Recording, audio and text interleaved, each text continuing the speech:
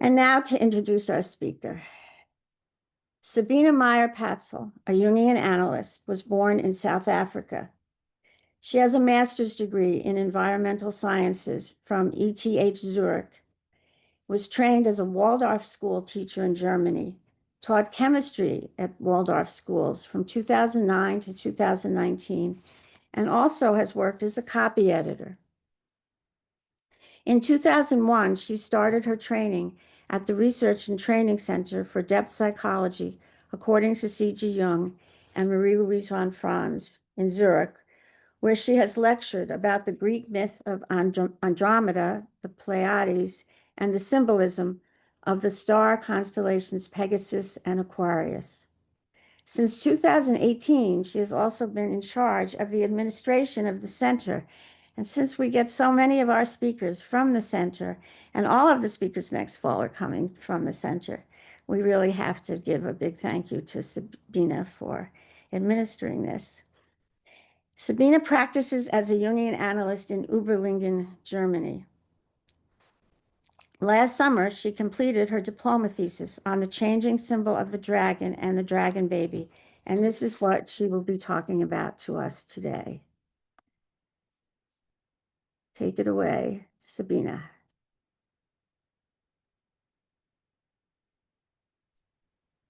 Thank you, dear Judith, for your very kind introduction. And I hope everybody can hear me well. And now I try the screen sharing. Is that okay? Sure.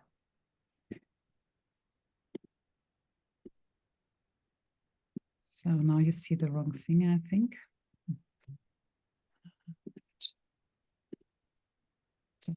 Looks good. You see only my main foil. Yes, Is that good?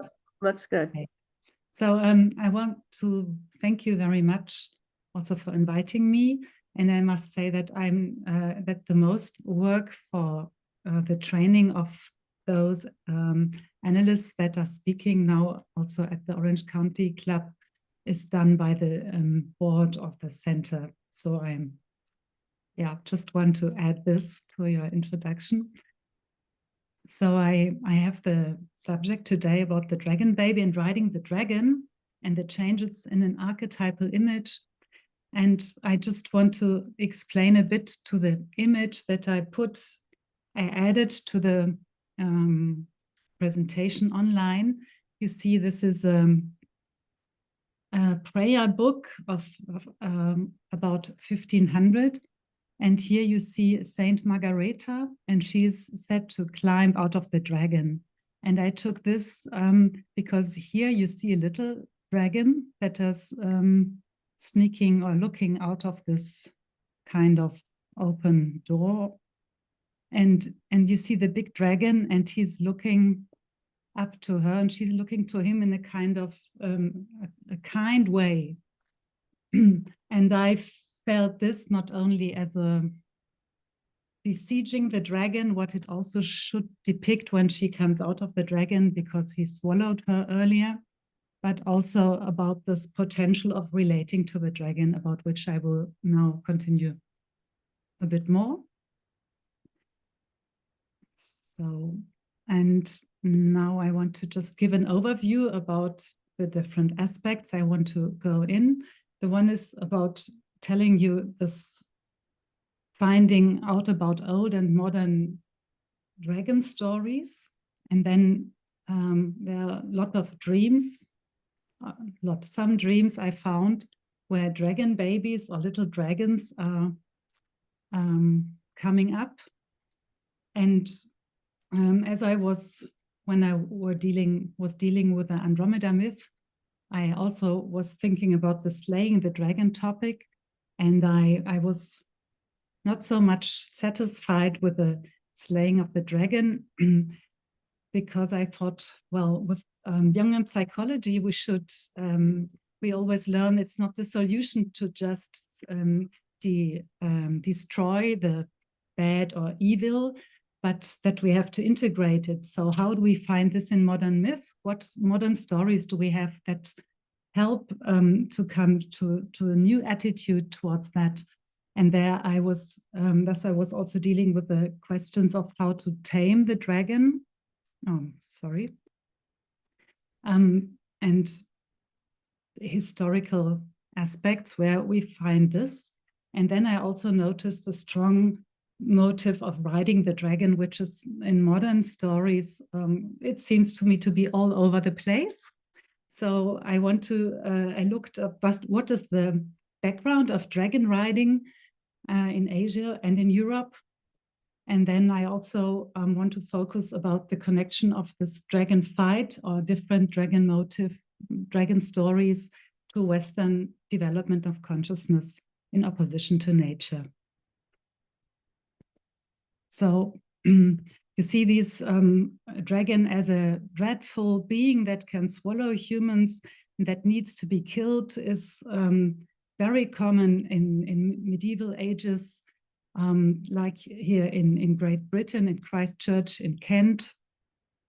But it's also nowadays also played in Waldorf schools. You have a so-called St. George or St. Michael's play, where the angel St. George, St. Michael, gives the knight St. George the task to slay the dragon, which you see here in this image. And here this is St. Michael. And this is reenacted not only in schools, some schools, but also in festivals on the street where this is like reenacted to memorize this. So still to today, it's like a tradition from medieval ages. We find this motive as important thing of our culture in some parts of Europe at least. And as America has also a strong connection to Europe, there we also find this strong importance of the motive.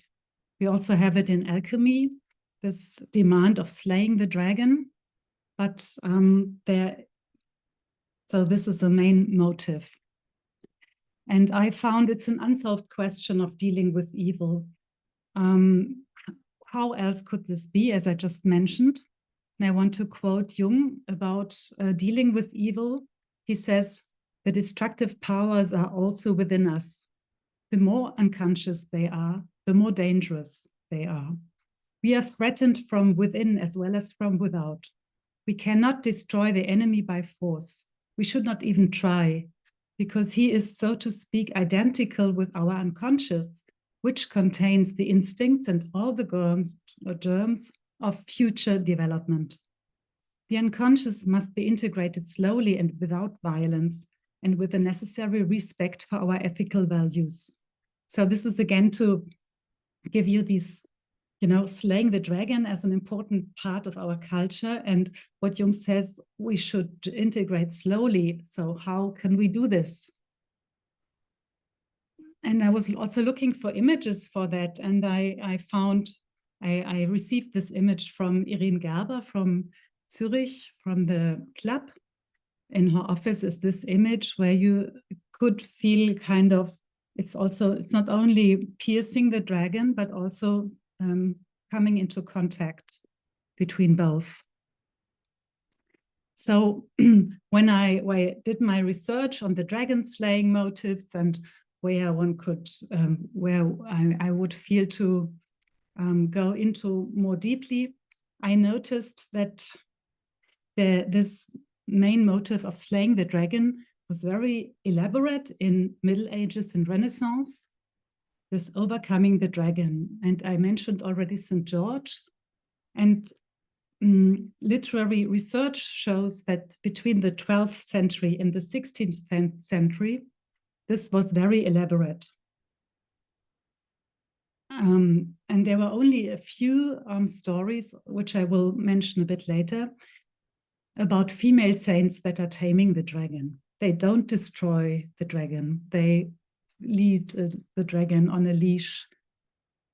And then there's a kind of pause in stories that are really coming upon this subject, or they only do allusions to already told stories. So there's no specific plot. And after that, in the late 19th century, we have a kind of revival of dragon stories. And now that's really special. the dragon is suddenly a friendly being, it's helpful, it's misunderstood, it wants to be noticed. So it's really a turn. It's not only this dangerous being that swallows young maiden or swallows its enemy or destroys the crop, but it's really now a being that wants to be noticed. And everybody that starts looking at dream images or its individual unconscious notices, oh, there are a lot of parts or figures in the unconscious that come up and that are dangerous, but they also want to be understood. They want to be noticed. So I found this really interesting to see this parallel. And in 1898, the very first story, as I read in literature, is The Reluctant Dragon of Kenneth Grahame. Here, the dragon is the first time a poet. He's in his cave and looks down the hill and just enjoys being, and he doesn't want to fight. And then there's a little boy who finds this dragon, and he knows about dragons, and so he realizes this dragon is a kind dragon. And then he tells the dragon, well, you know, the people in the village below, they are afraid of you. They want that Saint George comes and fights you. And the dragon says, oh no, I don't want to fight with Saint George. But then the boy says, well, there's no chance, he's already there. And then he goes to Saint George and talks to him, and he organizes a mock fight between the two. So they agree on how to be like besieged. And then St. George can tell, well, you know, this dragon, now he's got a Christian dragon. And then the whole problem is like off, is solved. The dragon can be there in a peaceful manner, and the villagers are be quieted. They know now there's no problem anymore. The dragon is a baptized dragon, and he will not kill. And up then, there are a lot of stories where the peaceful dragon comes up. And I want to point out some very common, that one is Dungeons and Dragons. It's a game where you have a lot of different dragon types that are in that story. And then we have J.R.R. Tolkien with Hobbit. Here the dragon is slayed, but the dragon talks. So he can communicate. This is a difference to the dragons before, where that wasn't so present. And then we have Jim Button and the dragon grinding tooth, which is about the transformation of a dragon. And I want to show, this is Smaug, you know, in Hobbit, the film. He's guarding the treasure, as this is a typical trait for dragons. And here you have Jim Button and Luke, the engine driver, who are setting out for a new land, and they find the dragon grinding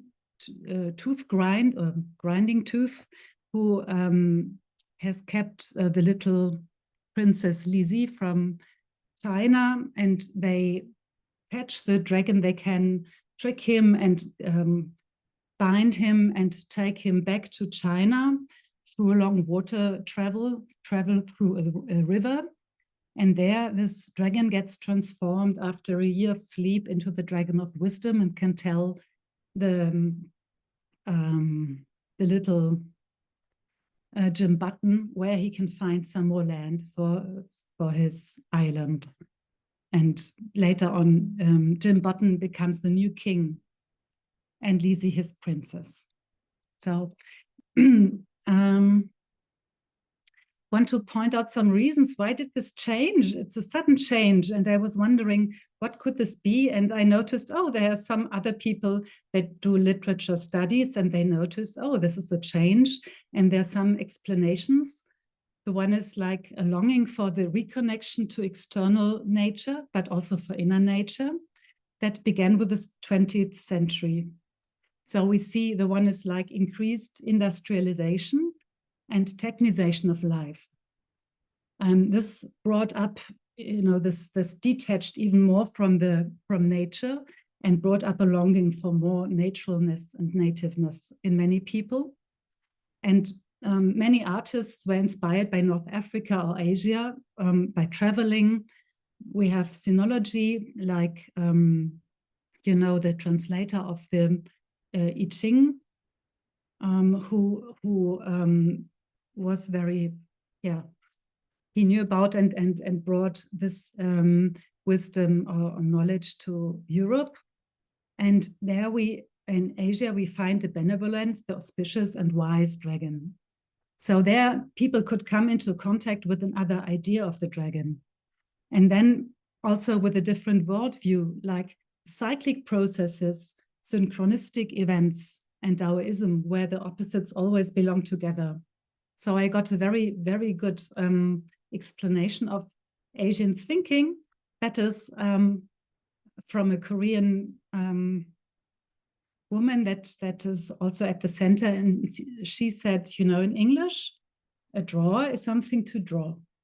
But in Korea or in Asian idea, it's a push draw. So you have both movements together. And this is in all words, you have always the opposite within the same word contained. Then another factor was to know about the extinction of the great wild fauna of America that came up with research. And that brought also up the ideas of, perhaps dragons are something extinct. We have it as mythical figure, but perhaps it's not so. Perhaps it's something that got extinct. And then we have also very important the flourishing interest into psyche and soul, the discovery of the psyche and dream world. Sigmund Freud's book of dream interpretation that was written in 1900, and Jung coined the term archetype in 1919. So this was a time where a lot of also ideas came up and changed. And then there was also the discovery of dinosaurs that also contributed to the idea of, perhaps it's something extinct. This is two dinosaurs in a museum in Frankfurt. And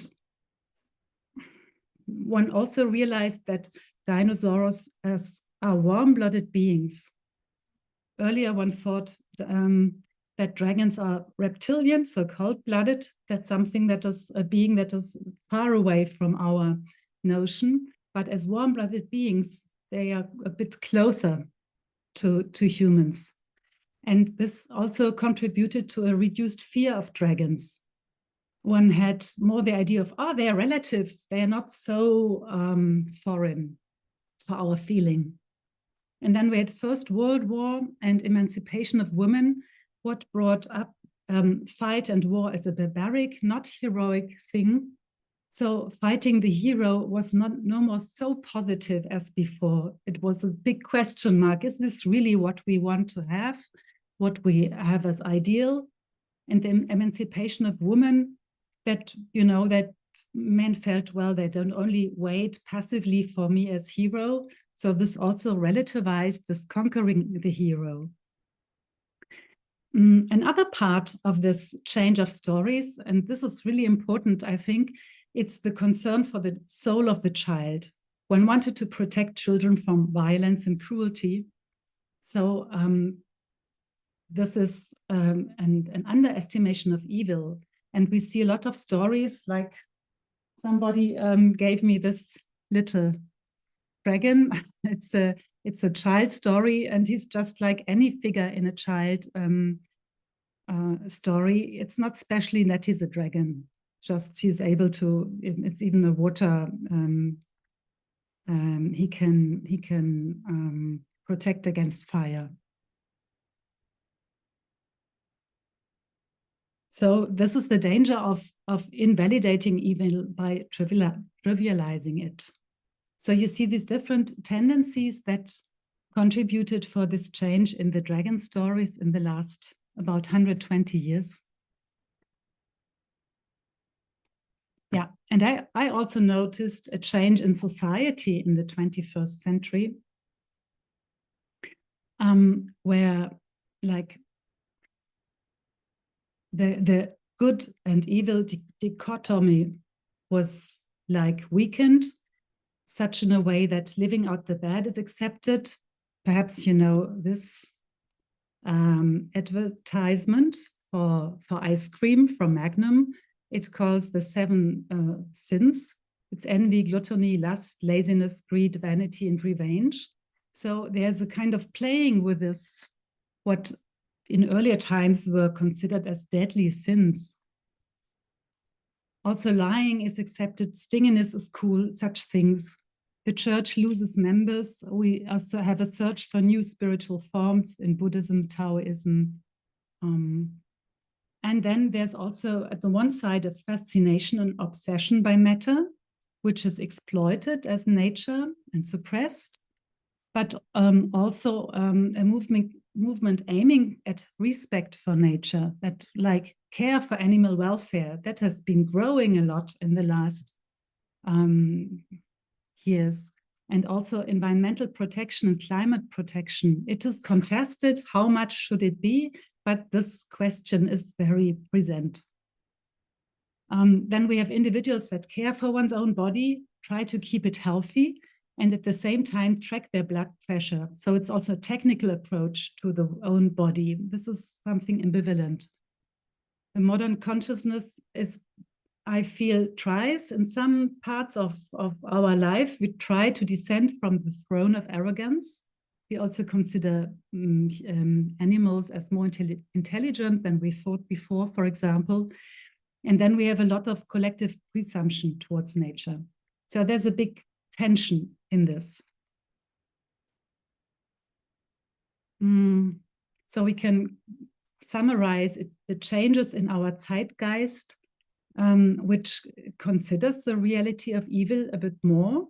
So we can see this is a part of also the second fish of the aeon of the fishes and the transition to Aquarius and an increased polarization. And I have an important quote, I feel, from Jung. He writes, by recognizing the reality of evil, good is necessarily relativized as one half of contradiction. So what we experience is part of this recognizing the reality of evil in parts of our culture. The same applies to evil. Both together form now a paradoxical whole. Sorry. In practical terms, this means that good and evil lose their absolute character, and we are forced to remember that they are judgments. So I think this is an important comment that very much fits to our what we can observe. So, and I wanted to make a point that myth is another well-known expression of the inconceivable archetypes through the archetypal images depicted in myth.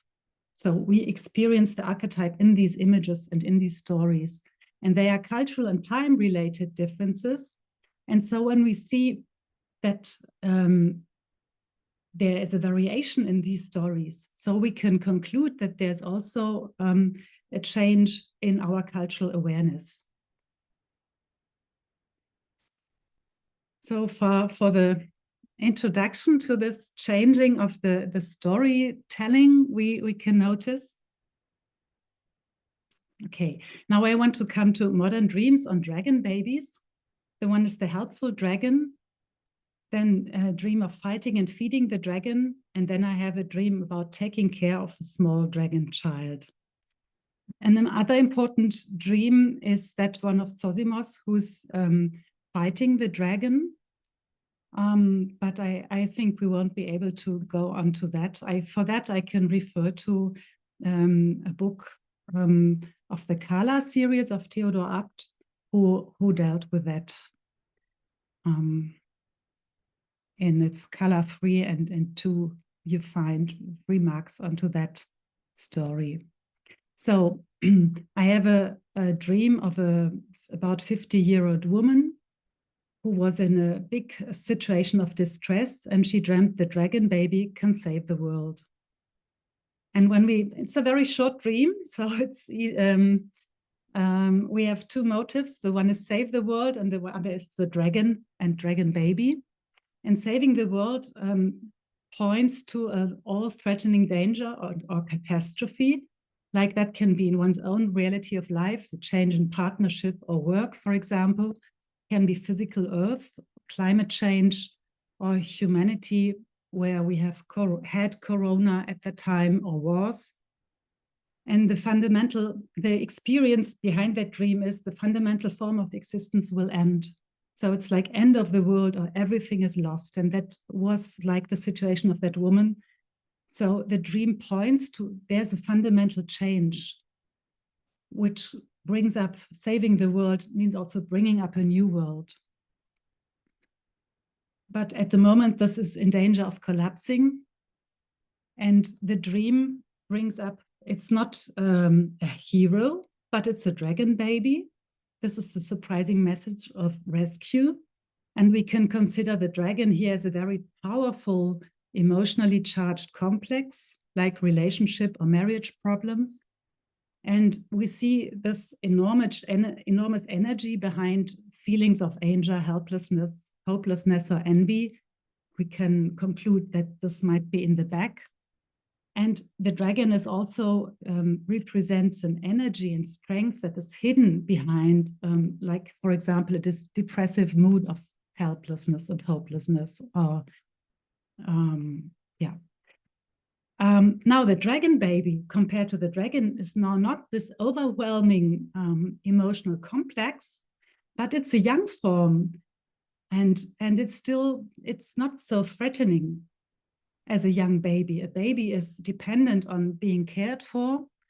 And looking at the dragon, we can see it's a mixture of animal instincts. I will come to that again also later.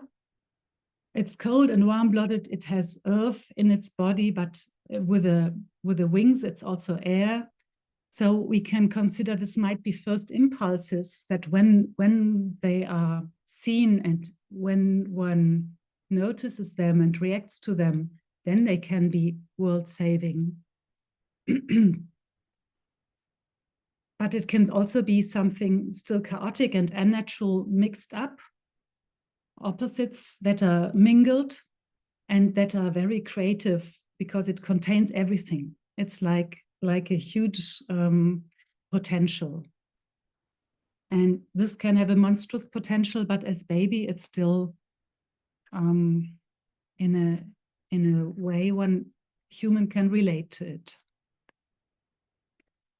Now, when we see the connection of this dream to alchemy, so in alchemy, the dragon is considered as primer materia that leads to the process. So it initiates the process and also brings to new life. And this you find in this image. Here we have the 3 flowers that are the different colors of life with red, blue, and this rose color. And the dragon is here, this Ouroboros. It refers to itself, its end, the end of the work and the beginning of the work. And interestingly, we also find in alchemy the motive of the Salvator Mundi, the savior of the world. And Mercury is also the dragon, or the dragon is also Mercury. So we have a chain of meaning of the dragon. Sorry, I can't click on it. So it's sulfur and Ouroboros. This is also the divine water, the stone, the mercury, fire, and again, sulfur and dragon. So you see, this is also part of the Ouroboros. And the dragon in alchemy is the most important and oldest figuratively documented symbol. So it's a lot of quotes with regard to the dragon, also images. And it personifies the feminine, the earth, the subterranean, and indeed evil itself. So also in alchemy, we have the dragon as the evil, but as Mercury, we also have the dragon as this, where the opposites are together and where it depends on the attitude of the consciousness, whether Mercury or the dragon will react positively or negatively. And then there's an important remark from Jung about dragon as a compensation for the figure of Christ. It's not a contrast to Christ, but his tonic equivalent. So it's the something. Christ is this one, the motive or the figure that strives up to heaven, that denies, in Christianity, denies the earth reality. And the dragon is this earthbound tonic equivalent. Just as the upper sun, that continues the quote, has the task of redeeming man, the microcosmos, the lower sun has the meaning of a salvator mundi, a savior of the world. So the dragon is here connected to the redemption of the macrocosmos, of matter and of physical world. So this is, I found it very moving to see that the dragon, which in Western culture is such a negatively attributed being, has such a potential. So this is an important background to understand the dream that the dragon baby can save the world. So we see the unconscious can bring destruction, but also transformation and salvation. And it contains new and archaic possibility of life in the realm of instinct or creative force. But it can be either poison and remedy, it's ambivalent, and we can understand that the baby dragon is a symbol for the relationship to the small dragon power, or to handling the small dragon power by the human being. And this compensates. I was wondering why a baby dragon save the world? I mean, the dragon is the destructive principle, and why should this save the world? And but thinking about it compensates a highly intellectual attitude. The dragon brings up this whole tonic power because it's needed, because consciousness is in many parts of our culture too far away. So this intellectual and attitude that is distant from nature or feeling or spontaneous reactions, that is compensated by the dragon. And so renewal and transformation may take place in the emotional complex. Now I want to see. Yeah. I have another dream that is ambivalent, where the dragon is fought and fed. And I read the dream. I'm in someone else's house. At first, it's probably a horror dream. This is a young man. He is Canadian and he's about 40 years old. I have a sword or something. As I turn a corner, a small dragon attacks me and I kill it. Then I realize that there are two other dragons that have just hatched. They are actually good dragons, green, gray in color. They are small and cute, almost like little gargoyles. I wish I could start all over again like a game, and that I'd rather not have killed the first dragon. And then he gets the little dragon some meat from the fridge, small dried hunter sausages from the supermarket. The little dragons are hungry and stand up on their hind legs to eat while I feed them. One of them might bite my finger a little, but it doesn't hurt me, and I'm glad I'm feeding them. So here's a very nice turn from this fighting the dragon attitude towards this caring for the dragon. And I wanted to take this as a starting point to ask about this killing the dragon. Why do we kill the dragon in that stories?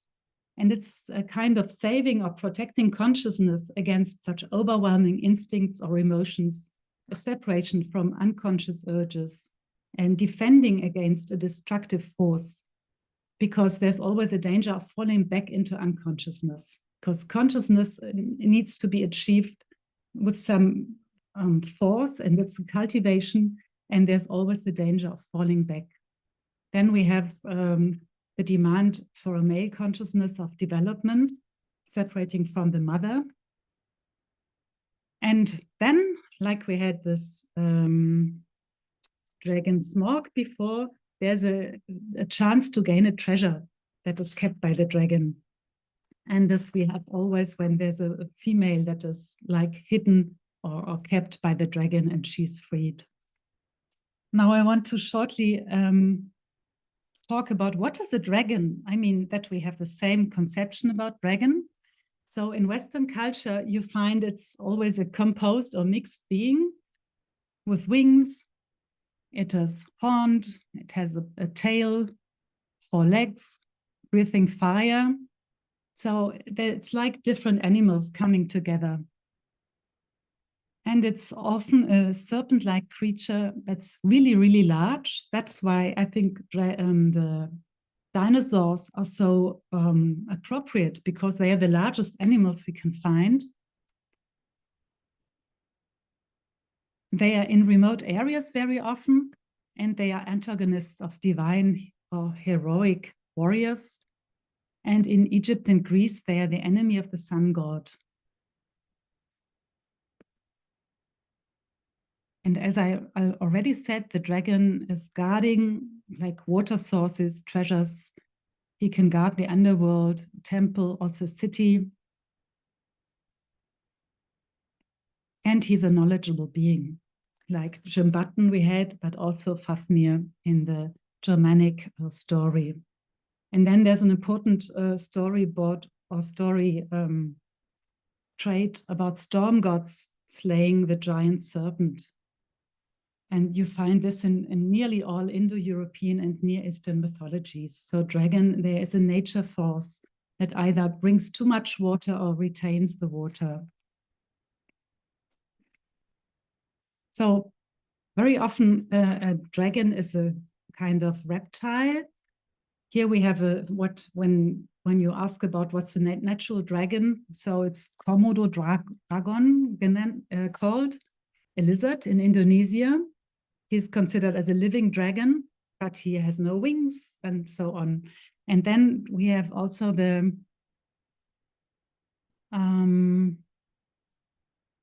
snake as a, here you see the one idea of dragon is connected to the animal body of a lizard or a crocodile, and the other by a snake. So this is two different kind of conceptions, but both are winged. So what does a winged dragon mean? When we think about wings, it brings up the airy quality. So it combines the tonic principle of the serpent or of the lizard or crocodile with the aerial principle of the bird. And there's, again, with this winged, we know the winged Hermes. So we have a relationship to Mercurius and Hermes. And internally, it's a spirit hidden or imprisoned in matter. So it's a spiritual aspect that is symbolized by the wings that can lead to something valuable or transforming. So in sum, when we see that we have these different animals coming together, this is the image of a primary unity where all is still together, or a mixed up aspect. And it's very archaic, more archaic than a snake, more ancient, more overwhelming due to its size. And the different animals, it's undifferentiated and only partially relatable. But it's relatable more than a snake, I have the impression. And we can think of it's like when you have the serpent with the wings, it's like the overwhelming or devouring serpent power taken to the extreme and uncanny. And it's an instinct that is archaic, chaotic, but with a profoundly creative potential from which a new world can emerge. So that means for fighting and feeding the dragon, there you have this unrelated and cold-blooded quality. It's Jung says, and this is Laurel Hope who relies on Jung, they represent the cold-blooded urge of the unconscious to come into direct contact with the conscious mind. And here the dreamer, first he kills and then he is sorry. So there's a new attitude coming up because he sees the vulnerability of these cute small dragons. They are just hatched. So they're not overwhelming. They're not any more dangerous in that state, or not yet. And he realizes it's important to be caring and have a close attention to this content when they are recognized in their state of being baby. And feeding means giving them attention, giving them nourishment that they can live and consider their needs. Then there's a third dream, dreamt by an American. He is about 70 years old, about relating to the dragon. And this is, the dreamer opens his car. On the back seat, he sees a small dragon, about 1/2 meter high, sitting in the back of his car. It's a dragon child. The dragon asks the dreamer to take care of him. So it's a very simple dream, but moving, touching. And the dreamer said, well, the dragon reminds him of an Asian dragon and is associated to Kundalini serpent. So we see here also the attention and is asked for from the dreamer, the relationship to this content. And it's connected to something creative, to the physical body aspect. And as the Kundalini serpent, this is also connected to becoming conscious, an energy that is from the lowest part of the body connecting to the spiritual. So it's also the mercurial side of unconscious because it contains the upper and the lower. And the two aspects. So we see here relating when the baby dragon comes up, I have the impression very often it's really a compensation for a mind that needs to connect more to the physical nature and to its instincts, and to like the dragon energies, or to a creative potential that is perhaps feared of. And when we look at the dragon, the Christian symbols by female saints in the Middle Ages, then we have here like what I showed at the beginning. But Margareta or Martha, these are both figures that are said that they have tamed the dragon. And you see here, here there's a leash. The dragon is connected.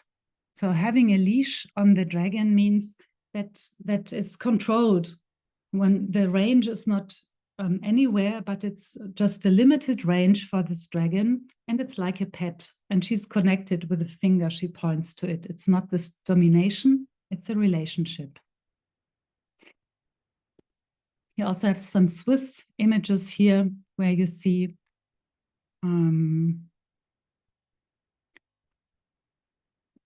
Margareta having the dragon either at her feet, she's behind the dragon, or in her arms. Here the dragon is a bit bigger. And then this is a very well-known story where the maiden binds the dragon with a girdle. And then in those stories, in the end, the dragon is defeated and destroyed or slain. So it's not really a peaceful end, what we could imagine.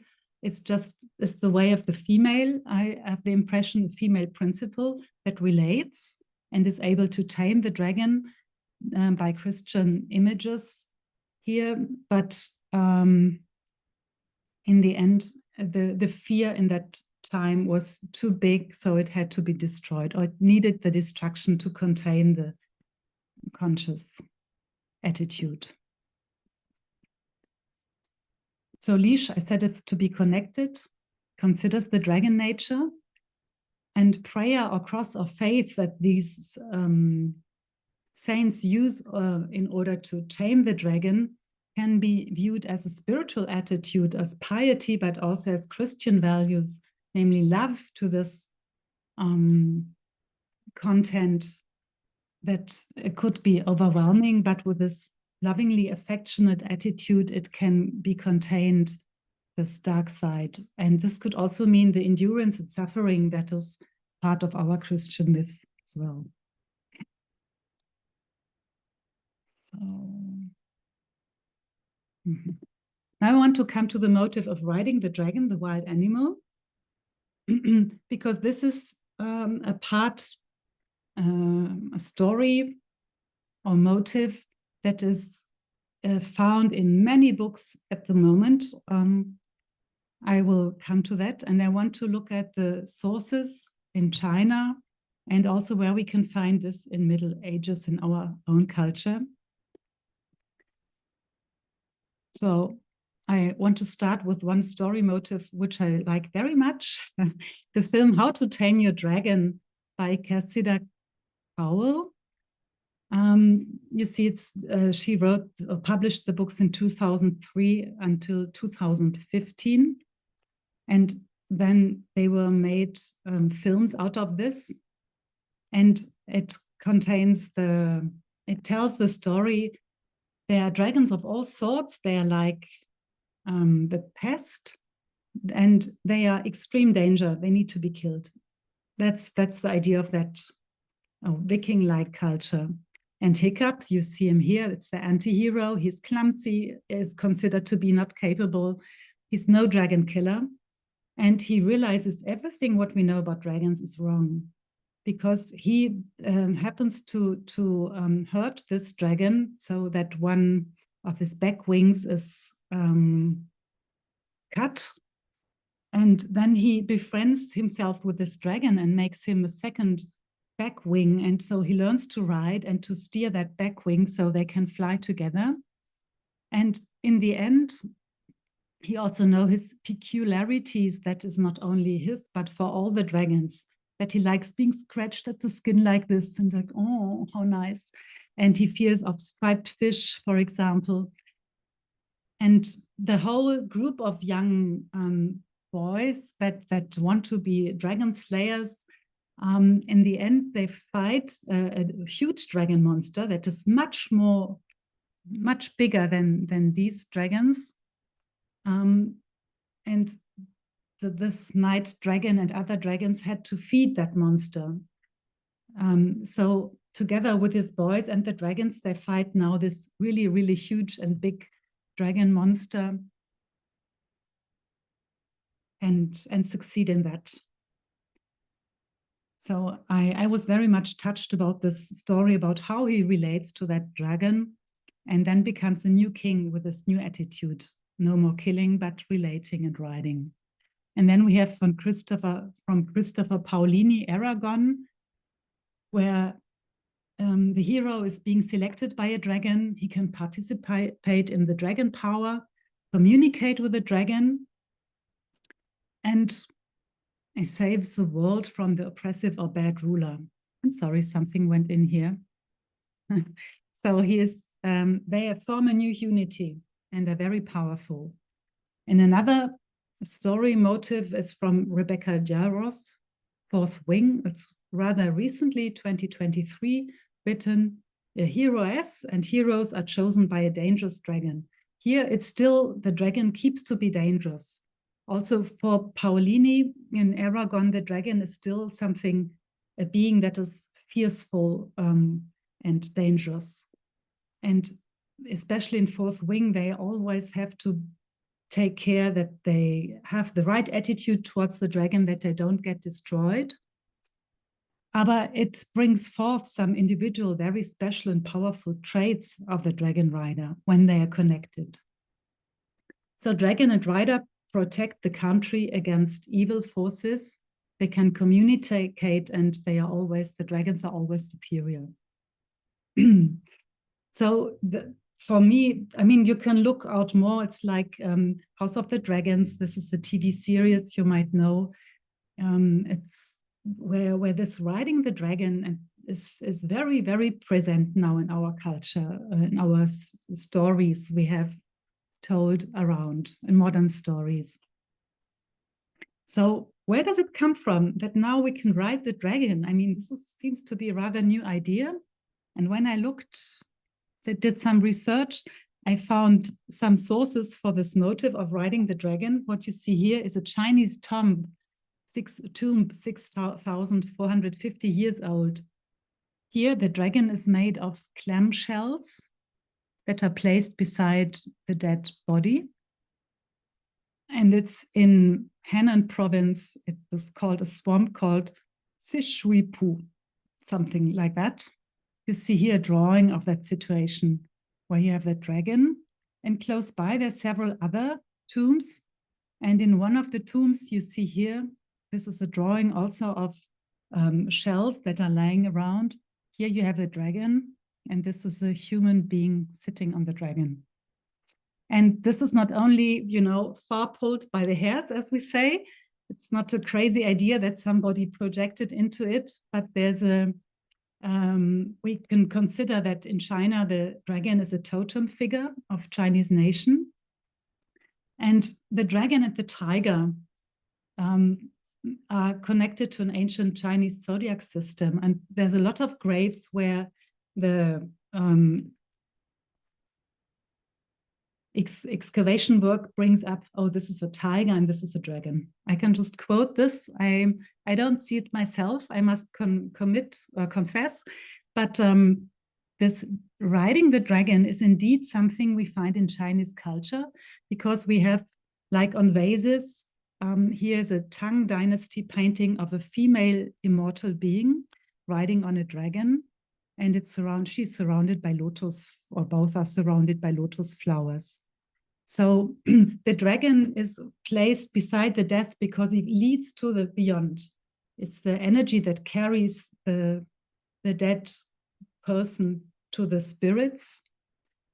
And here it's an immortal being, the spirit itself, but also special persons like a rainmaker could ride the dragon.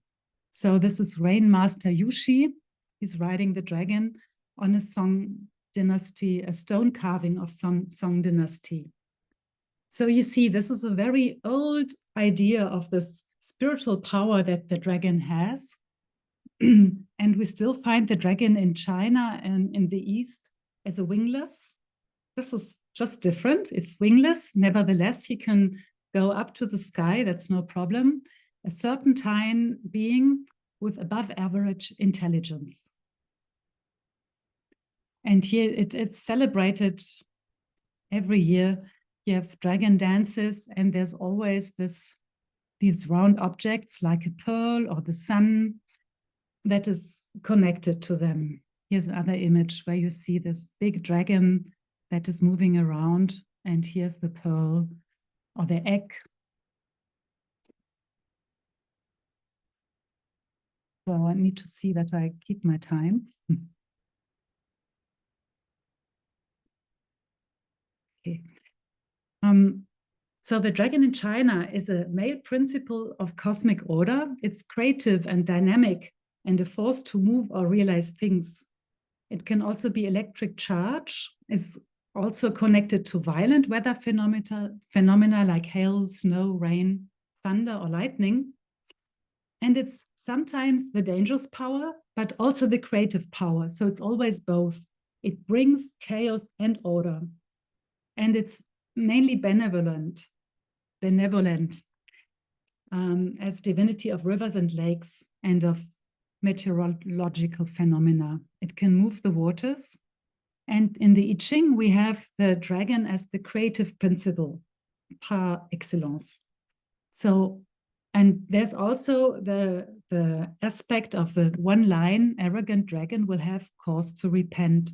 So this means this titanic power can go too far. It's an exaggeration of this principle. But nevertheless, it's just one kind of how nature can show up in a way that is benevolent for humans or in the other way. So the dragon has both qualities together, and it's also bringing order. It's not only a principle of chaos, but also principle of order, because it enthroned the emperors. The emperors are also dragons. Here in the wall of Beihai Park, a large imperial garden in central Beijing, you see two different types. That is the yellow and the blue dragon.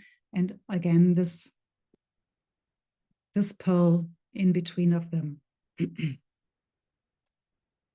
So you see, this is really a different concept of the dragon and its creative side that is really important to notice. That is also behind this positive aspect of riding the dragon. So how about Middle Ages in Europe. I love this image not only because it depicts the big dragon and the little dragon here, but because for me it looks like as if she is almost riding. She comes out of the body of the dragon who swallowed her, but it's in this peaceful, related attitude that might be a step towards perhaps there's a potential of riding. So this might be a bit over projecting into that image. When I look up in our tradition, in Western tradition, we only find riding the wild animal. In a book about dragons, I found this, but I need to, when I went back to the sources, I saw this one is not a dragon, it's a lion. Or one could say it's perhaps a chimera, a mixed animal, but it's not a dragon. But on it sits Gaia. She rides that being, and she has also the snake on top of her, feeding it in a little bowl. So this is the goddess that is able to relate and to deal with that dragon power, or with that wild animal power, I wanted to say. So it's in a Cretan church. And then we have in alchemy a king riding a composite being. You see here, it is like a dromedary with this hook, and their wings, and the rest of the animal is like a scorpion. You see this tail with a dangerous stingy part, and it has cloven hoof feet. So perhaps it's like a goat here. So you see, this is a composite being, a mixed being, something close to the dragon, but not our first choice to recognize a dragon in it. What I found interesting personally is connected to this young man of 40 years who dreamt about feeding the dragon. He also had a dream about leading a scorpion on a leash. So you see this connection about this fiery foreign energy, but as a scorpion, it comes even closer to the potential of humans to relate to that.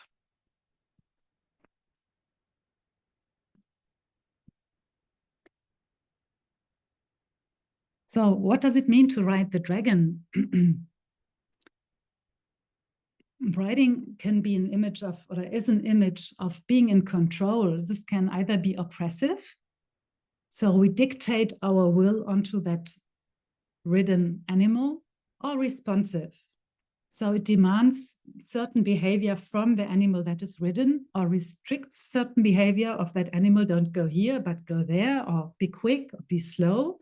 But it's a kind of relationship to this animal instinct, a reaction to its needs, also knowing its needs. Now this animal is hungry or is tired, or I have to care for it in that such way so that it can carry me again. And it is a kind of a dialogue. It's being in contact. And the rider will tell you, it's like, how do I sit with what attitude I'm sitting on this animal is also part of this dialogue between the rider and the animal. So what does it mean to ride the dragon? If we consider the dragon as evil, as symbol for a huge, overpowering, undifferentiated, and chaotic or creative instinct of the unconscious, then riding is relating to this animal instinct by guiding it in a certain kind of control, but in a responsive way, in a dialogue, reacting to each other.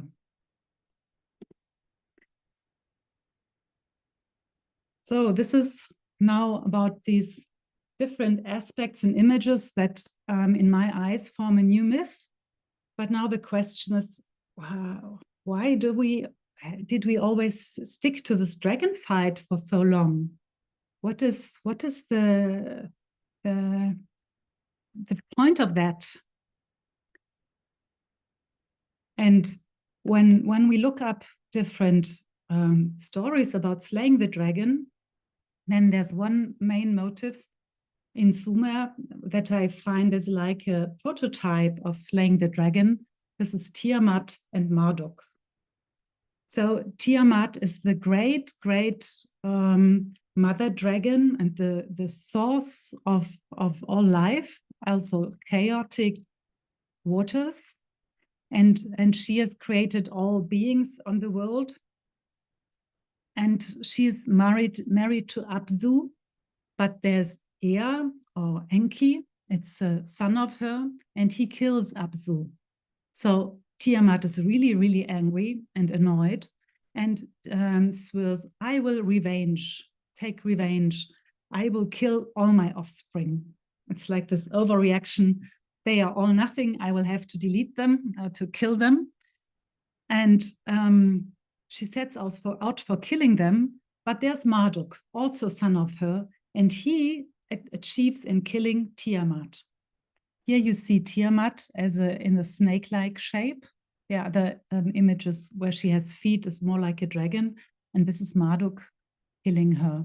And the story goes that he splits her head, and the upper part is with us. He creates the new cosmos of our earthly reality, and the lower part is the earth on which we live, the planet Earth. So this is the prima materia of creating a new the new world.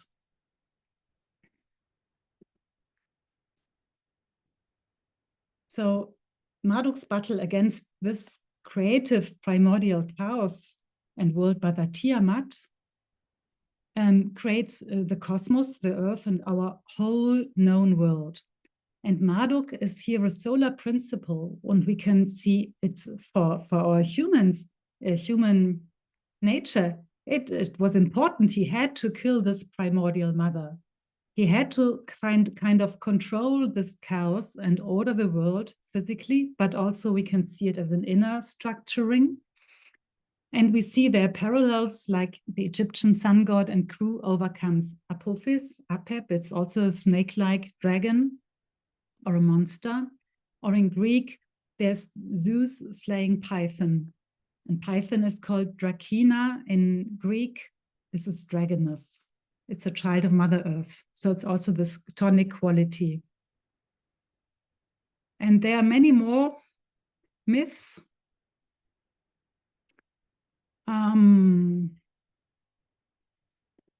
Like Enki, Ninurta against Asak, Chur, the chaos serpent, or Aesop against Iluyanka, a high tide story, or Baal against the monster Yam.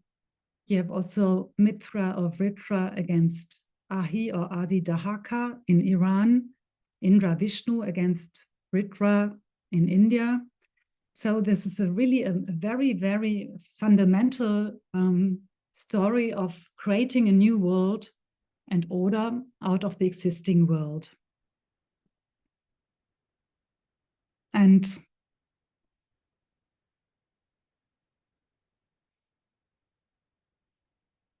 so this is a main topic of gaining consciousness. So create a myth of creation. And the myth of creation is always also connected to split between two parts. And so we can feel there's already the first idea of separating humans from nature or gaining above nature. So, and I was like thinking about what's with America. These are mainly Asian, Eurasian stories. And I found that we have in Mesoamerica, the Aztec god Quetzalcoatl. And he's a mix of a bird and rattlesnake, feathered snake, winged, and he's called a winged dragon god of complex character. So it's that's what I quote from a book. I think it's always the question, is it a snake or is it a dragon? But in that context, it's called dragon. And this is also a god of winds and rain, the creator of the world and humanity. And he personifies power and wisdom. So here also you have this big creative aspect of the dragon.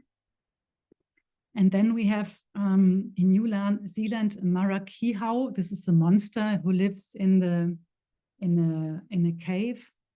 Or in ancient Mexico, the Olmecs had a dragon that also lived in a rocky cave, exhaled mist, and was worshipped as a weather god. And then you have in Peru, and a mythical being that is still known today. It's a dragon-like hybrid creature. And I have an image just to give you an impression, because it's really difficult to recognize. These are two stelas in Chava, in Peru, Andes. And it shows the male and the female dragon caiman canoe. So you need to think they are like this vertically, but I tried to color parts. This reminds of this is a dragon with double heads. And here you see a face of a dragon that reminds very much of Chinese typology from the dragons. And then you have here a being that is swallowed. So just to give you an impression that this is how it looks like, it's really different, and one needs to really get into this image. It's such huge multitude of details. I have here enlarged parts of that stela and wanted to tell you, so it's a work-Hamanic dragon, a composite being. And this being is also master of fish. It vomits and it eats the fish. And the caiman, so caiman is this kind of crocodile, we could say. But when we now look at the different main dragon stories and what we have all over the world, like in Europe or Eurasia, in Asia and in America, then it's just impressive that dragon-related ideas are rather concentrated on the ancient high culture areas of the Near East, Central and East Asia, and America, the Mediterranean region, and the corresponding spheres of influence. And that we have large river basins of China, India, Mesopotamia, and Egypt as like the hotspots. But it's not in any place we can see that their connections, they're interconnected, but stories of dragons are missing, like, for example, from the South African Bushmen. We don't have it from northern Eskimos, for example, or from the Australian. I asked an Australian who is very knowledgeable about this, and he said, well, we have this dragon as a reptile, but not in the dragon stories of the Aborigines. So how does this come? And when one looks at this, we see that this dragon slaying story is very much connected to high civilized cultures.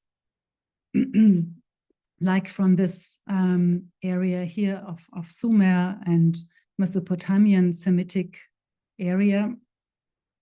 This number 2. And researchers say there's a wandering of ideas north to Italy, Spain, Great Britain, and Scandinavia. Also to Africa, like when we think about Apep and the Amduat, the Egyptian ideas. And then we have like an Indian source where there are connections to China. And then we know about this Bering Bridge between Europe and America some times ago. And there are also, there seem to be strong connections between American ideas of dragons and Chinese ones. So either this is something that grew up in the fantasy and unconscious of Native American nowadays, or it has been a wandering of people and an exchange of ideas, or fruitful exchange. So we see this development of the dragon fight, the archetypal motive, is connected to the development of consciousness, of modern consciousness. And the important thing is consciousness is not only, there are different types of consciousness. We can have the solar linear thinking, but we have also an integrative thinking, a related thinking. But this solar and linear thinking, this is very much put in opposition to nature. And this is part of also our Christian heritage, where the early Christians, they had the strong idea to separate against this connectedness to the earth spirits and aim at the spiritual logos, sun-like principle of Jesus or God.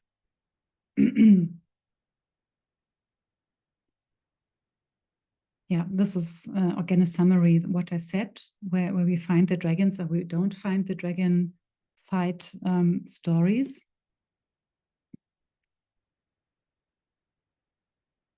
Yeah.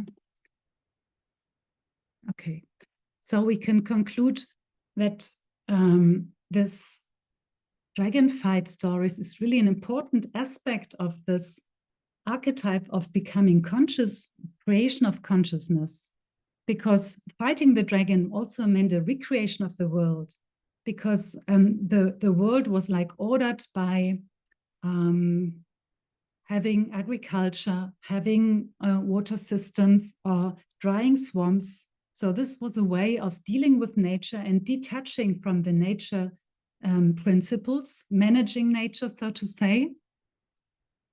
And this brought also a differentiation, putting humans opposite to nature processes. And we also find in Zoroastrianism a very strong thinking in polarities, with the same strong, fearful slaying the dragon ideas, or the slaying the wild animal. So it's connected to the like a triumph of a like male thinking of culture that creates consciousness, or a deity, a male deity that wins over the like female chaotic nature. And I want to point out that we should be aware to not think this is what men do and what women do, but it's a male principle that is also part of women, and it's a female principle that's also part of men. So we really have to mind us that we don't confuse this, that we see this as a general characteristic that everybody shares. So, and Jung points out that archaic human being is in constant danger of becoming unconscious. All humanity's endeavor is therefore directed towards consolidation of consciousness. So this dragon fight can be understood as a consolidation of consciousness. And Harding points out that the dragon is a representation of instinctive life impulses, an archaic state of mind from a long time ago, where one could snatch pieces and parts of the power and take it up to human consciousness. Yeah, we had this already. So, can we say now relating to a dragon is an additional new kind of attitude and shift of the archetypal image, where the baby dragon or the dragon riding is a new way of relating to it? This would be my hypothesis, what I find draw from all these different examples. And I think we have this change of the zeitgeist from fishes with its duality to Aquarius, where the water carrier Aquarius feeds water to the fish below. So it's giving back something that was caught by human consciousness back to nature. And it's in this way a changed possibility or ability to relate to the dragon as something overwhelming but also creative, where we can just have much more the ability to respect its right to exist and its need. Like, why is it the way it is? And treat it in an appropriate manner, appropriate to this special being or species, and come into communication and develop a relationship. So it could be, these stories could be models for relating with evil forces of the unconscious, and reduce the division and the huge tension and this detachment from nature, but also between good and evil. But we also need to consider that there is really a destructive potential in nature, in ourselves, outside, which is characterized by a dragon power, and that we also need to defend ourselves, that we are not naive, like I told you with the children's stories, where I think it's just underestimated very much the dangerous potential, which we also have to be able to cope. So it's really a new way of relating, and like it's the options we have to react to such a dragon phenomenon is like widened. We have more opportunities with that. So I just want to recall dragon as Mercury, as an image for the unconscious with the different qualities, where it's important to behave to the dragon in such a way that it can show its healing quality, because Mercury is said to be good with the good and evil with the evil. And I wanted to come to two alchemical images. The one here you see where there's this union between the hunter and the prey, like the dragon that is hunted at, but it's at the same time himself or herself, which is also kind of knowing, oh, this is part of me, so I need to relate to it, because otherwise I would hurt myself. Yeah, so we have to deal really with really difficult problems when we consider the dragon as the image of evil. And this raises the whole question of how we can deal with or relate to evil. So I noticed this only at the end, that in fact, a lot of this dragon discussion is about how do we treat nature and evil. And I have two quotes from Jung to close this presentation, that he says, now the Christian world is really confronted with the principle of evil, namely with open injustice, tyranny, lies, slavery, and compulsion of conscience. This is like what I said in the beginning. We have this lying is okay, stinginess is okay. So it's a open, it lies open now. And evil has become a defining reality. We must learn to deal with it because it wants to live with us. The dragon who says, please consider myself, please see me. If you, how this will be possible without the greatest harm is not foreseeable for the time being. If you touch evil, there's an urgent danger that you will fall prey to it. One must therefore no longer fall at all, not even to good. So it needs a really conscious standpoint, dealing with the dragon content or dealing with evil. And it's really like Scylla and Charybdis. It's a big task always and for everybody. And this change in the dragon image, in my eyes, is about this potential that we can be more consciously dealing with these contents. And for this, Jung points out, whoever wants to have an answer to the problem of evil needs thorough self-knowledge. That's the best possible realization of his wholeness or her wholeness. We must know, I would say, without sparing, how much good one is capable of and what evil deeds one is capable of. Such self-knowledge would be necessary because only on the basis of it can one approach that basic layer or core of human nature where one encounters the instincts, the unconscious and its contents, about which there is no final judgment. So the dragon is really something very, very deep and difficult. And I have the final image is how can we do this? This is a big question. And we found some images now in this modern stories or modern dreams.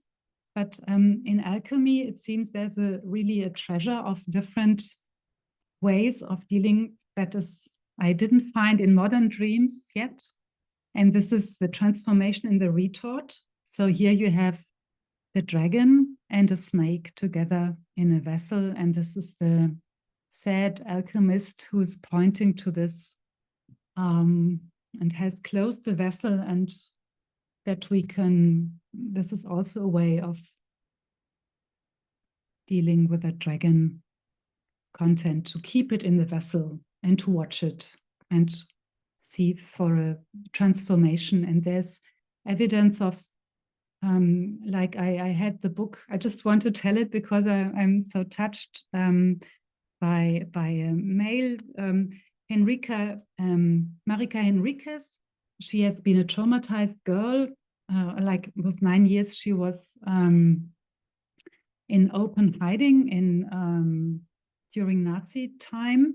And after 30 years after that, or 40 years, like really long, she came up to that big trauma. It came up, rose up, and she felt 20 years long. She worked on those images coming up with that trauma together, and she tried to understand them. She painted them, she stitched them, and this brought up a really new a transformation of this trauma into something creative and life-giving and meaning-giving, which is something one can hope for with hard work.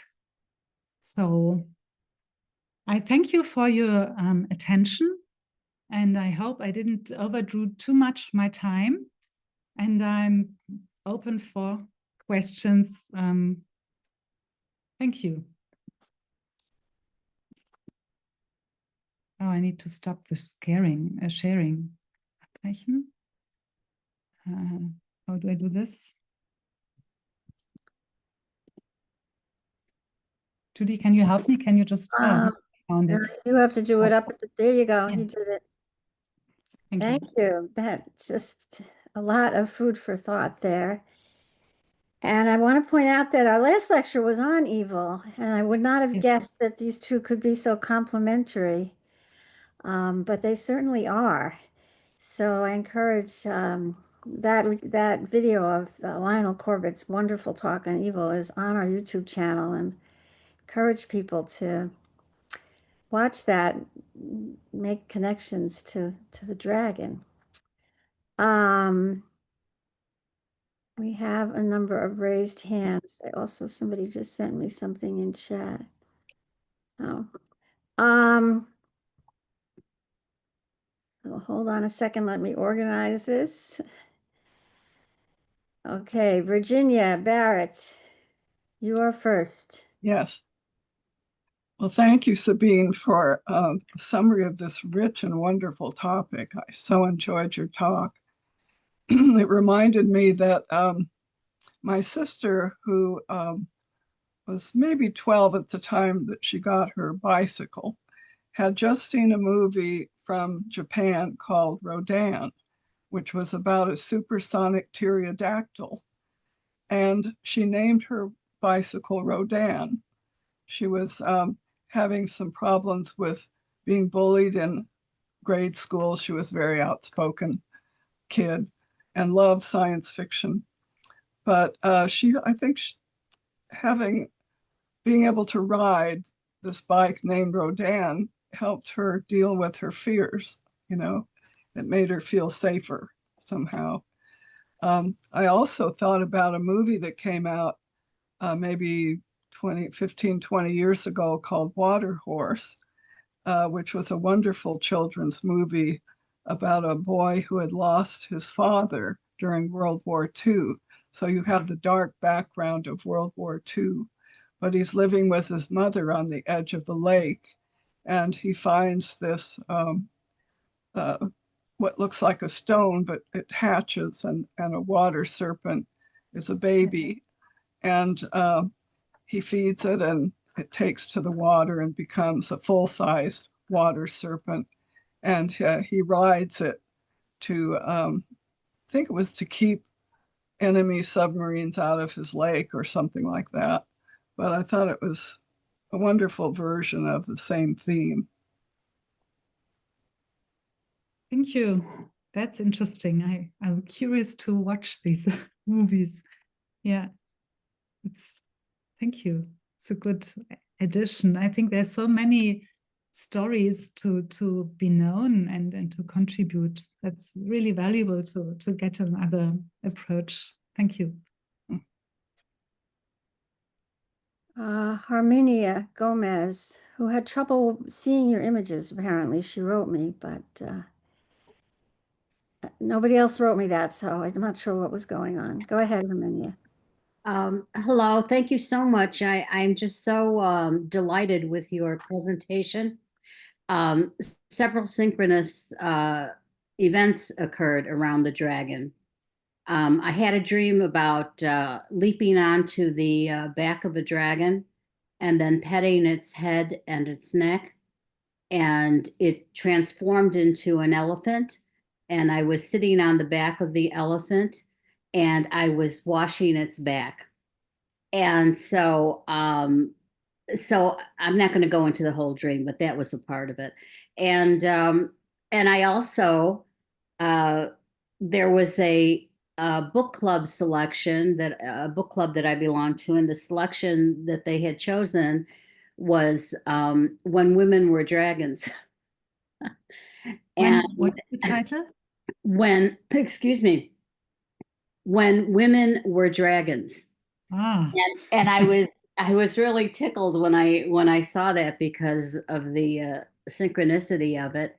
And then shortly after that, I saw an advertisement for Taming Your Dragon and the movie. And then I saw this presentation was going to be coming, which I signed up for. So somebody told me the door was really open at that point, you know. So that's why I'm so appreciative of your presentation, because it was a lot of synchronicity. In reference to the tiger, that was very interesting because in the past, I've had several tiger dreams. And in one of the dreams, I was walking a tiger on a leash. And so this is something that I have to explore now, because you mentioned, you know, the tiger in Asia as connected to the dragon. And so that was the first time I had heard that. So that was very interesting, and something I'm going to explore. So anyway, I just want to say thank you very much, because it was a wonderful presentation, and I will be watching it on YouTube so I can see the slides. Thank you. Thank you. So it seems like that this wild animal nature, to be like on the leash or being ridden, is like the elephant is this huge Yes. power, but is also very related, and it can be really careful, and they have a big family life and wisdom. And then you have this wild tiger. So yeah, but it's good if it triggers some further research. So yes, thank you very much. Yeah. Scheherazade, Shoshani. Hello, Sabine. I just want to say I really appreciate this. Was an excellent, inspiring, in-depth, and over-encompassing talk on dragon. I've never heard it before, and there's a lot to be said, and there's a lot to explore. You just touched upon the whole subject.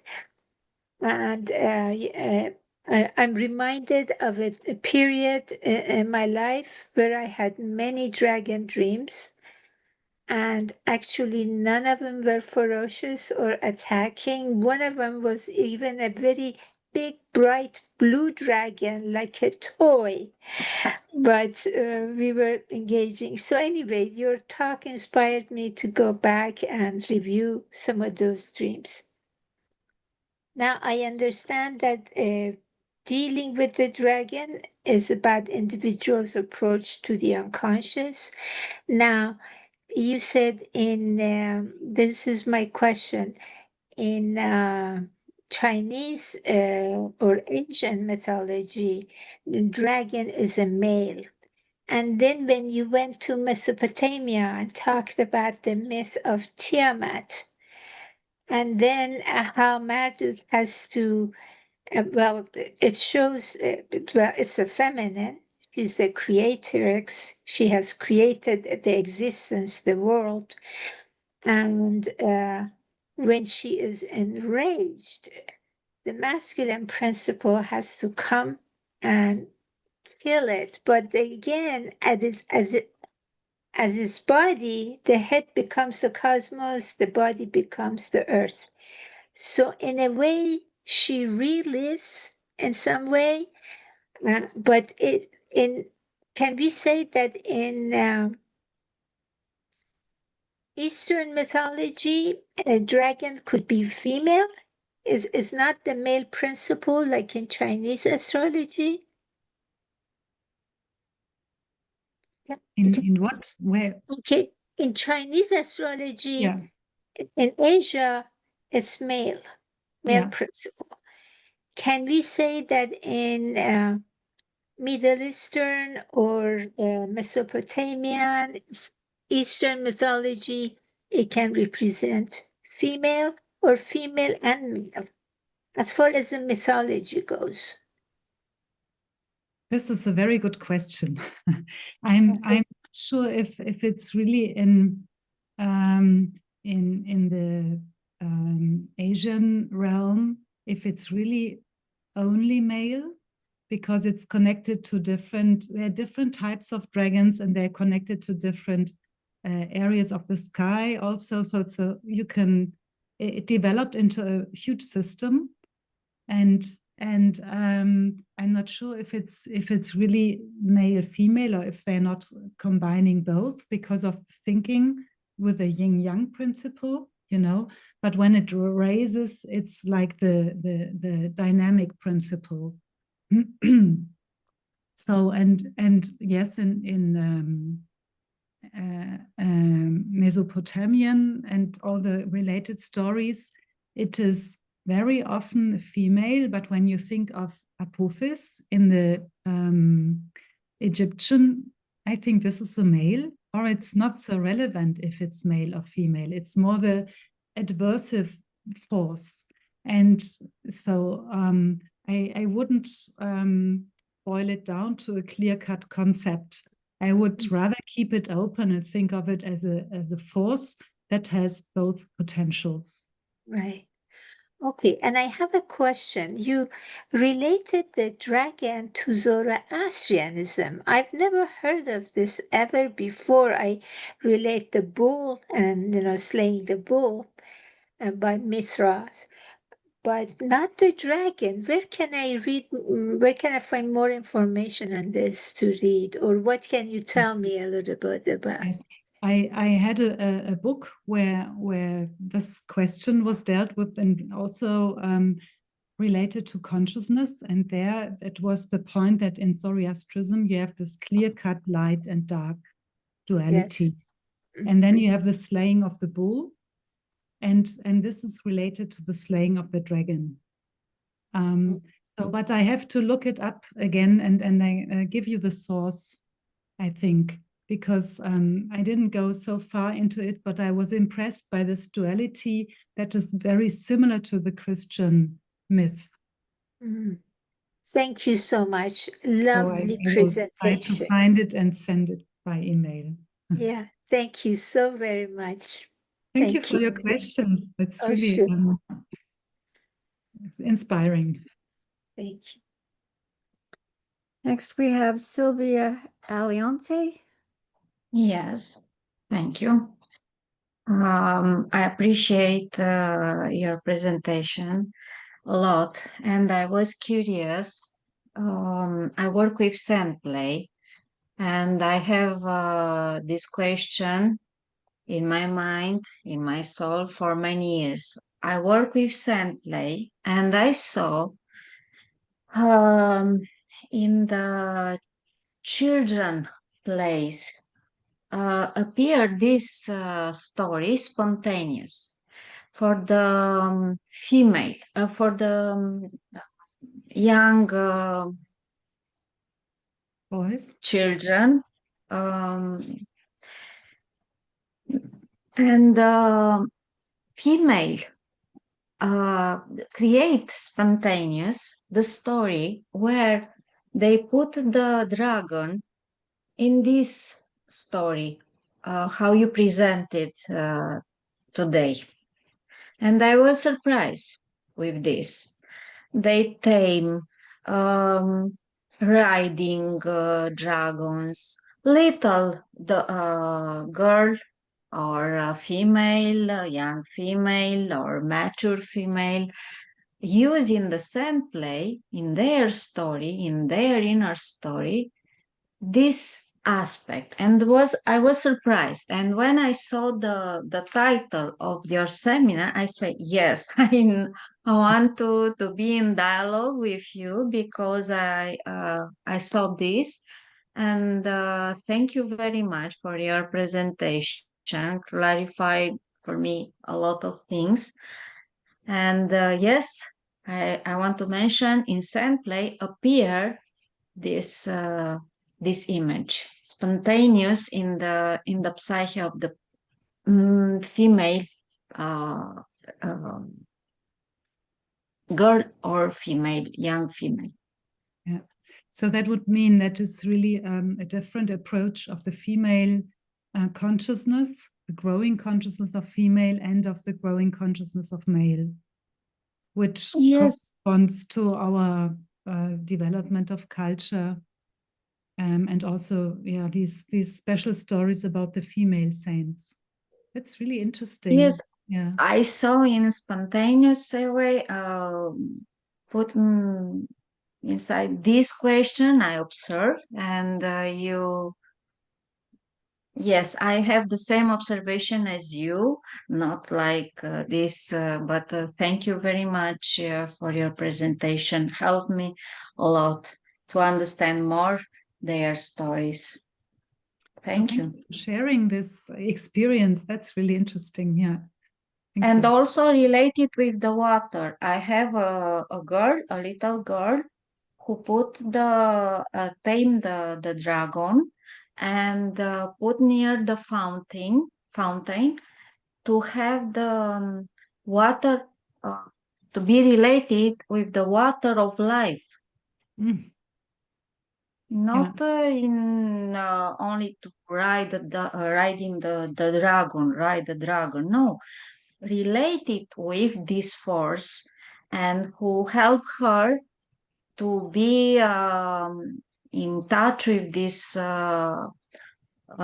fountain who contain the water of life.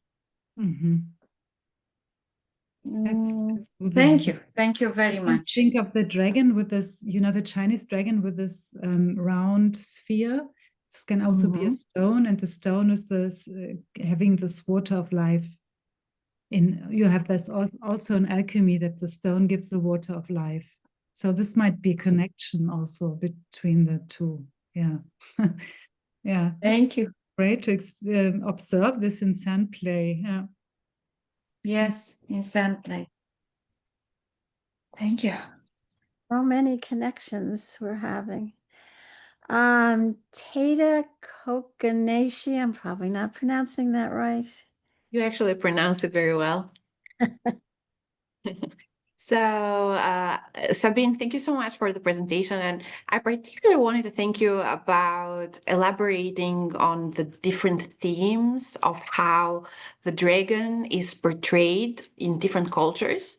And one thing I was curious about has to do with like how the very last portrayal that you presented with the dragon being kept in an alchemical vial by the alchemist.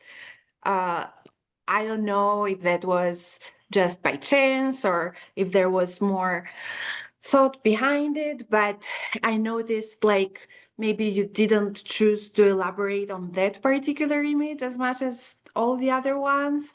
that, however, kind of strokes some kind of unconscious synchronicity with me that I'm still trying to bring into awareness and process. And so I don't know if you have anything you can add about that particular portrayal, or if that's something I can research on my own.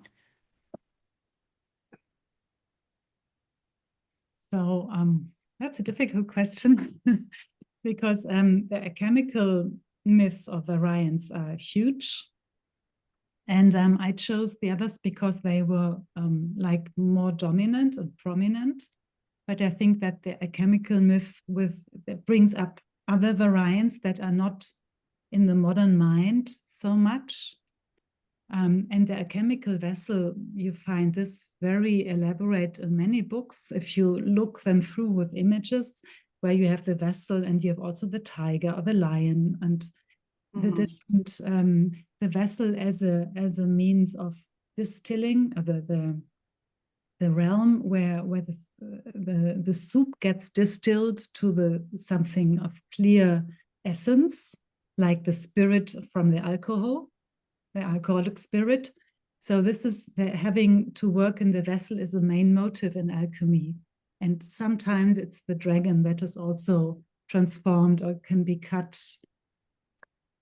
Yeah, but I didn't go on to that further. So this would really need a separate research because it's so widespread and multiple.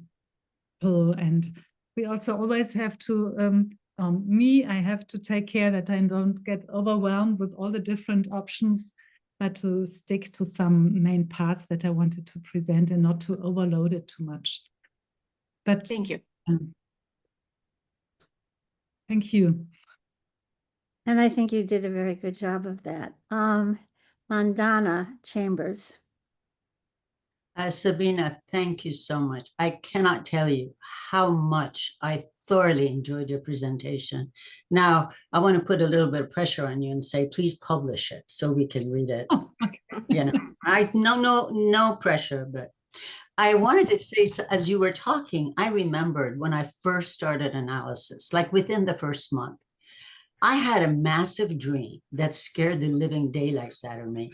And that was a giant mother dragon feeding me fruits. Oh. And I was so scared that she's going to come back and demand the fruits back.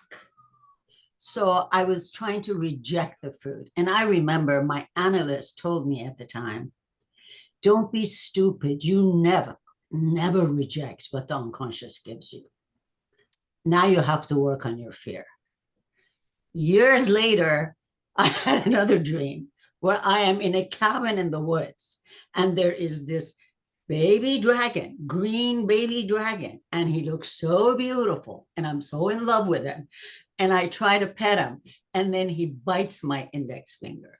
And my then analyst told me, who is this stupid Mandana who thinks she can pet Spirit Mercurius? So this whole thing that you said not only brought back my own experience with the dragon over the decades, but that how trying to find the right attitude to relate to this phenomenal power in the unconscious is never easy.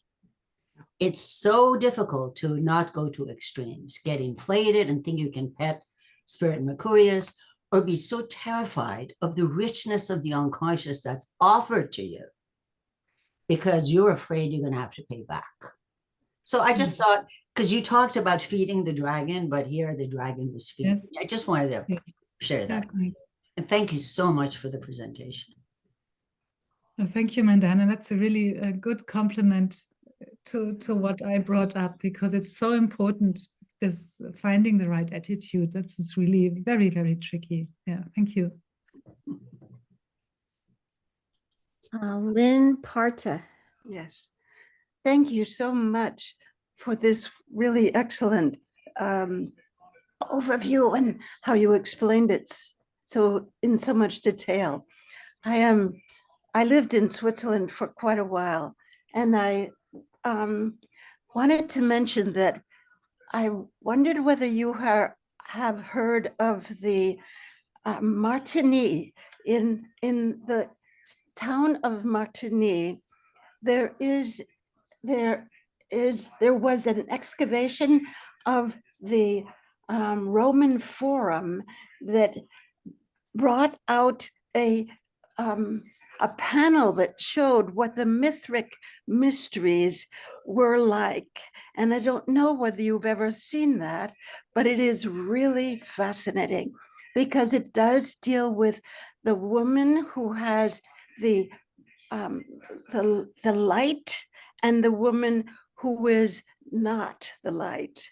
But it is also something, the mythic mysteries, which was talking about the way that ancient fighters would have to undergo a tremendous reorientation in order to live a normal life in the human society.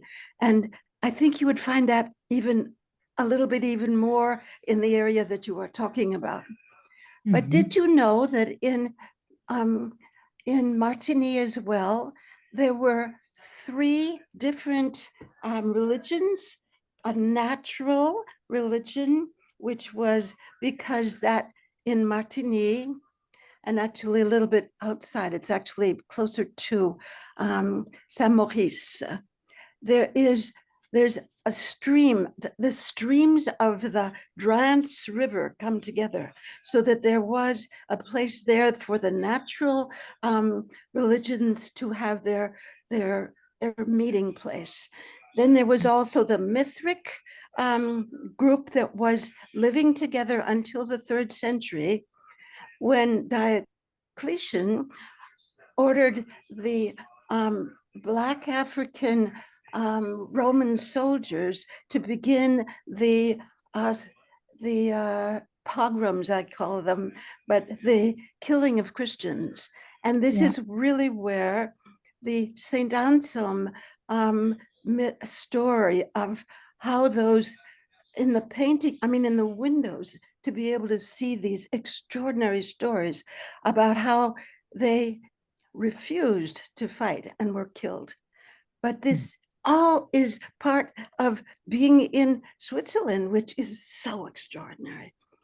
But it is the Rhone River that goes all the way down to the south of France as well. And being able to understand this power, how do we tame the power of the water? This is really part of the whole big thing as well. So it goes into what you're talking about, water trails. I just thought that would be interesting to you. Yes. So this is also, I don't know that. Yeah. Thank you for pointing this out. I have to try to find something. Yeah, it sounds really very interesting. Thank you. Thank you so much. Bye-bye. Bye. And Judy Pretto. Hello. Thank you so much. This is really interesting. And I have a dream that I want to share. This is a dream with a caiman, or caimán, as you say in Spanish. I'm from Latin America, and we have a lot of caimanes there. And they attack suddenly, and they eat animals, and they're very vicious. So you mentioned that the caiman or the caiman is very close to the dragon. So this dream is this caiman is close to is underneath the water, speaking about water, and a lonely lamb comes to drink water or sip water in this river. And there's another person in the dream thinking, why is this lamb drinking water all by itself? Why isn't it protected by its own herd? And the person in the dream is also saying this little, Mary had a little lamb song. And then the caiman all of a sudden just jumps out of the water and opens his big mouth and just eats the sheep and takes it away. And that's the end of the dream. So today, when you mentioned about the consciousness standing dealing with evil, it reminded me again of this dream, and I think I understand it a little bit better. The consciousness of the not having consciousness, like the little lamb, and the person questioning, why is this lamb doing there? And then the evil coming out of the blue and just eating the poor innocent lamb, which wasn't conscious at all. So it kind of got together today with what you were saying, and I just wanted to let you know about this dream. And it kind of came together, yeah. So. Yeah, it reminds me of what Mondana said about this being too naive, trying to the baby dragon, and also this lamb seems to be like too naive and not protected without the herd. So yeah, but it's within the animal or instinctual realm, and these are also the processes that go on beside conscious. Yeah, exactly. Thank you. Yeah. Thank you. Well, we're at the 2-hour mark, but there's just Herminia has another question. So if you have time, we'll go ahead with hers. Yes. Is that okay? Mm-hmm. Okay, go ahead, Herminia. Thank you. I just wanted to make one comment because evil was mentioned. And it reminded me of Jung when he wrote that you have to have the right attitude, which means an attitude of respect, because the archetype of evil is so overwhelming and so powerful that if you don't have a respectful attitude towards it, that's when it is dangerous, exceedingly dangerous, because you don't respect what it is. And so that was very interesting to me when you brought in the theme of evil with this, because when I have had my animal dreams, they're never evil or dangerous, or rather in the sense of attacking. And so except for one dream that I had many years ago. But so when you were talking about the concept of evil within your presentation, I found it very interesting, especially because the idea of riding the dragon is that you have a respectful attitude towards it, as opposed to fearing it or attacking it, trying to kill it. So thank you very much. Thank you, Herminia. So it's another support of this difficulty of the right attitude, huh? Well, I think that is it. I must say, I often try to predict how many questions we'll have in a talk. And I didn't predict this one, but we had such a really good discussion. So it was, it's been a really nice Q&A after a really, really wonderful talk. So thank you so much. And hope you all have a wonderful summer. And those of you in Southern California, hope to see you at our birthday party. And the rest of you, hope to see you in September when we resume our lectures. Thank you all. Bye-bye.